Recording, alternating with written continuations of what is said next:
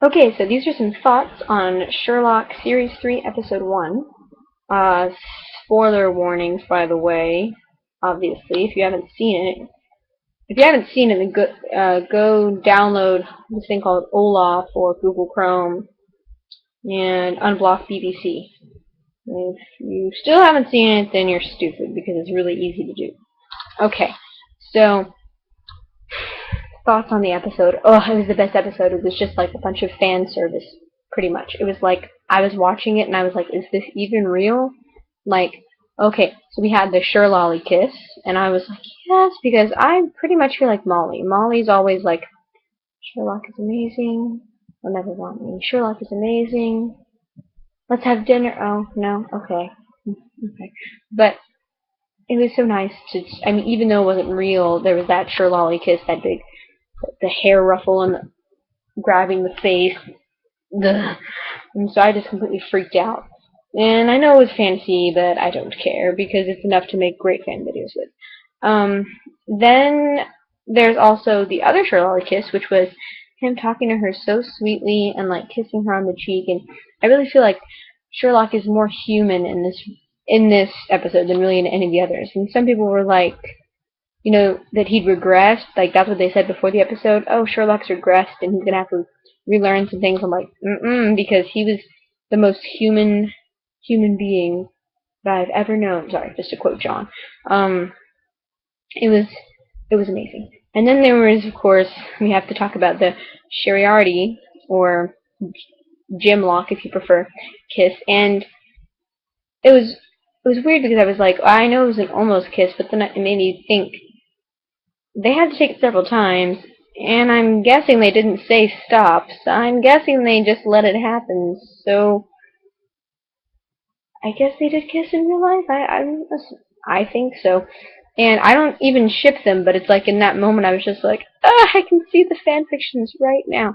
And it was so nice though because everyone was so like supportive of each other's ships. Like I don't ship them, but that kiss, and I don't ship this, but oh my gosh, that the Sherlock moment and this, and I love how Miss Hudson totally ships John Locke, and it cracks me up.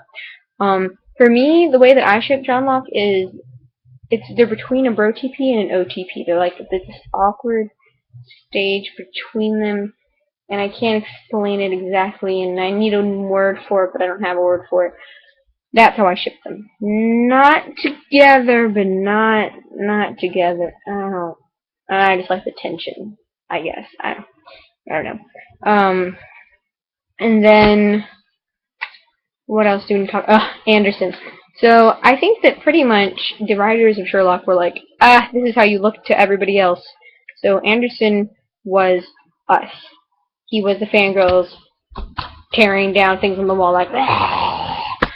So that was amusing because I pretty much saw myself in Anderson, and it was a little sad, creepy, pathetic realization for me.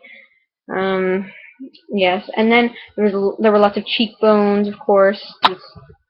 Benedict flipping his collar up, and I loved how like John was sort of in his head, telling him, "Flip your collar up, you forgot this, and show off." And he has a Johnologue in his head. It's like a monologue just with John.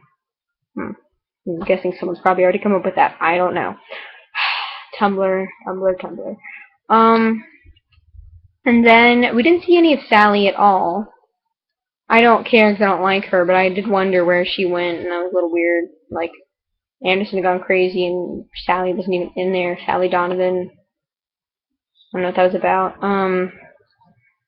I liked seeing Benedict's parents play Sherlock's parents, and I loved how, like, the second that John came in, he was like, "Okay, you're leaving now. Get out." And I saw myself in that. I'm like, shh.